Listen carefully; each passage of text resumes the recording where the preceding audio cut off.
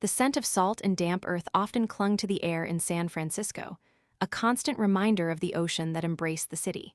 6 months ago, that same ocean felt like a vast, empty chasm mirroring the one in my chest. Now, as I sat by my window, overlooking a sliver of the bay, the fog rolling in like a silent, indifferent tide, it still felt like a constant companion, but less a threat, more a quiet witness. I was Sophia, 25 years old, and my world had shattered and reassembled itself into something recognizable, yet profoundly changed. 6 months had passed since he left. His name doesn't even deserve to be etched into my narrative, not anymore. Let's just call him him. He had been everything, or so I thought. We shared dreams over late-night coffee in North Beach, walked hand in hand through Golden Gate Park, planning a future that felt as vibrant and full of possibility as the city itself. He told me stories of his past, specifically about an ex who was, by his accounts, manipulative, abusive, and toxic. He'd sworn on everything he held dear that he was done with her, that he had no feelings left, that I was the one, his true north. I believed him completely, foolishly, utterly. Then, one Tuesday morning, everything went silent. Not a fight, not a warning, just nothing. He didn't answer my calls, my texts went unread. My messages to him on social media platforms bounced back. I was blocked, everywhere. Just like that, I ceased to exist in his world. There was no apology, no explanation, just a digital erasure. Panic, then confusion, then a crushing dread settled in my bones. I spent days in a haze, wondering what I had done, if I was going crazy, if I had somehow imagined our entire relationship. The truth, when it came, was an accidental, brutal blow. I wasn't actively looking, I swear. My fingers just scrolled idly through a public photo feed on a quiet afternoon, trying to distract myself from the gnawing emptiness. A mutual acquaintance, someone I barely knew but who was connected to a few people in his periphery, had posted a series of photos from a local park. And there he was, laughing, holding hands, with her, his ex. Not just any casual encounter, but a deeply intimate, undeniable portrait of a couple deeply in love, taken only a week after he had vanished from my life. The captions spoke of rekindled flames and true love finding its way back. It wasn't a rumor, it wasn't a mistake. It was real. He had lied about everything. Every single tender word, every promise, every shared vulnerability, all a facade, a carefully constructed illusion for his own convenience. The discovery sent me spiraling into an abyss I hadn't known existed. The ground beneath me gave way, and I fell endlessly. The pain was so acute, so overwhelming, it was a physical agony that made it hard to breathe, hard to see. It was like every nerve ending in my body was screaming in protest. I remember standing on my small balcony, the city lights twinkling below like distant, mocking stars, and feeling an unbearable urge to simply step out. To make the pain stop. To just cease to exist, as he had made me cease to exist to him. It was only the sudden, sharp memory of my grandmother's warm hands, her laughter, that pulled me back from the brink, a thin, fragile thread connecting me to life. I collapsed onto the floor, sobbing until I had no tears left, just a dry, rasping ache in my throat and a hollow cavity where my heart used to be. The following weeks blurred into a dark, suffocating haze. My apartment, once a sanctuary, became a cage. The vibrant streets of San Francisco, once a source of endless wonder, now felt alien and hostile. Every corner held a memory, every cafe a ghost. I stopped going out, stopped seeing friends. The few times I forced myself to walk along the Embarcadero, the sight of happy couples only twisted the knife deeper. Sleep offered no escape, only nightmares of his laughing face, of her smug smile. I lost weight, my skin grew sallow, and the sparkle in my eyes dimmed to a dull, listless gaze. My once active life became a relentless cycle of waking, staring at walls, and wishing for oblivion. I tried, in my own broken way, to solve the problem of my pain.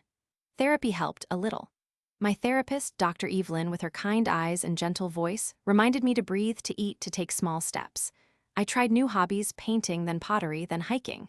But the joy was muted, a faint echo compared to the vibrant life I'd had. The wound festered, not closing, just scabbing over poorly. The core of it remained, the incomprehensible cruelty, the utter discard. I just couldn't understand how someone could treat another human being like that, as if I were utterly disposable.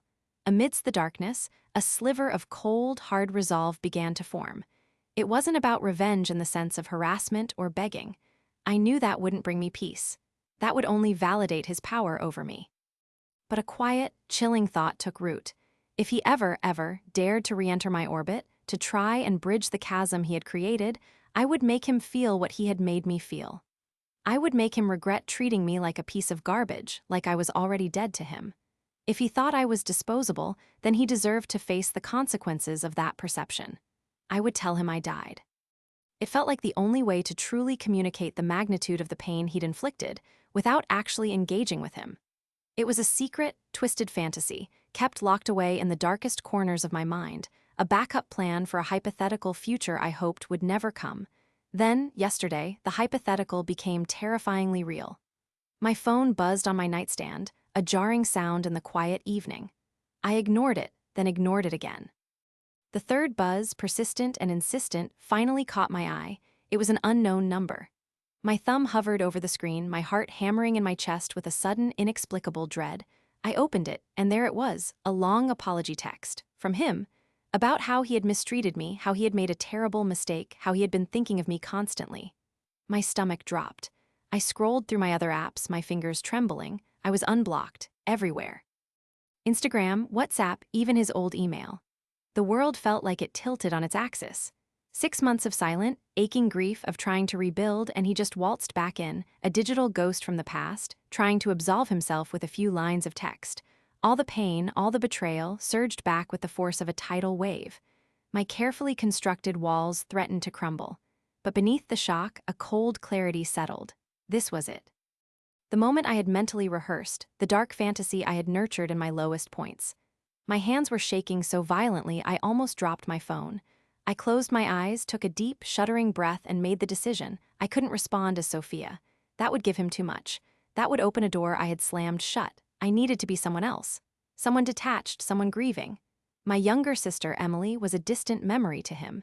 He'd met her once briefly. Perfect. I started typing, my fingers stiff and deliberate. "This isn't Sophia," I wrote, my voice in my head eerily calm despite the frantic beating of my heart. "This is Emily, her sister. We've been trying to reach you." I paused, my mind racing. How to make it believable? How to deliver the blow with maximum impact?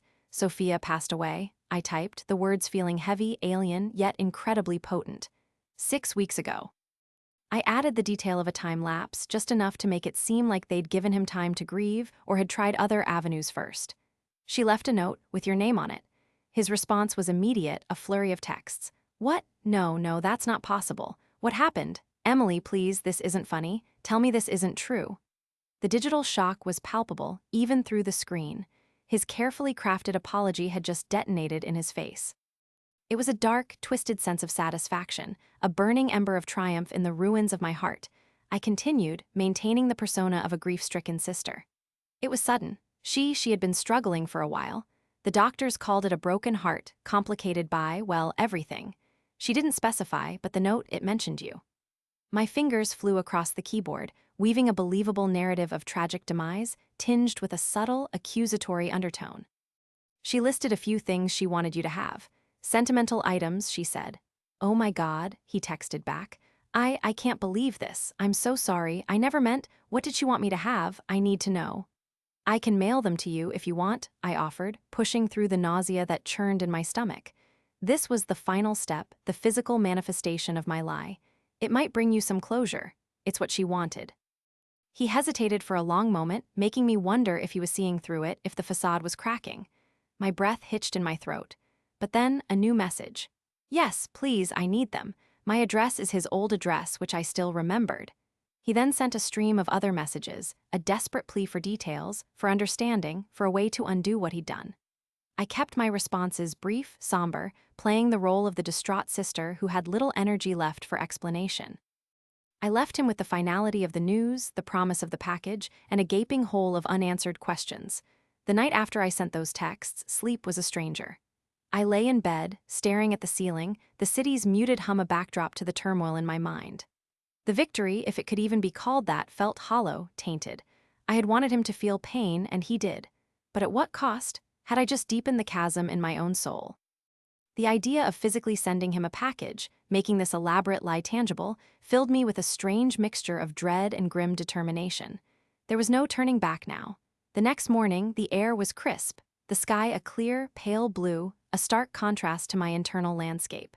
My apartment felt heavy with the weight of my impending task. I went to my storage closet and retrieved an old shoebox. What to put in it? I needed items that looked like they could have been hers, but were innocuous enough not to raise suspicion if he ever, somehow, managed to put the pieces together. I certainly wouldn't put anything that truly belonged to me, or anything that could be traced back. I found an old, worn paperback novel from a thrift store, a generic romance he'd never seen before, its pages soft with age. Then, a small, polished stone I'd picked up on a beach years ago, smooth and unremarkable. A faded, mass-produced postcard of the Golden Gate Bridge, the kind you buy in tourist shops. And finally, a dried rose from an old bouquet, long forgotten in a dusty vase, its petals brittle and brown. These were the sentimental items Sophia wanted him to have. Each object, completely devoid of personal meaning to me now, but imbued with a fabricated significance in the context of my elaborate lie. Next, the note. This was crucial.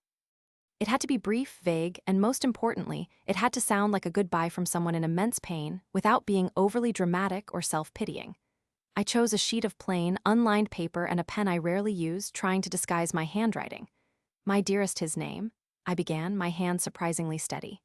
"I tried, I really did, but some wounds just don't heal. Please know that I never stopped caring. I hope you find happiness. Everything I once held dear, I now release. Please remember me kindly. Love, Sophia."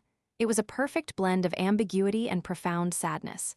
It offered him no specific answers, only the confirmation of his impact and the crushing finality of my supposed departure. I folded the note carefully and placed it in the shoebox, nestled among the anonymous items. I taped the box shut, then wrapped it in plain brown paper, securing it with several strips of packing tape. I wrote his address on the front, my stomach churning with each stroke of the pen, feeling a strange mix of power and fear. The walk to the post office was a blur.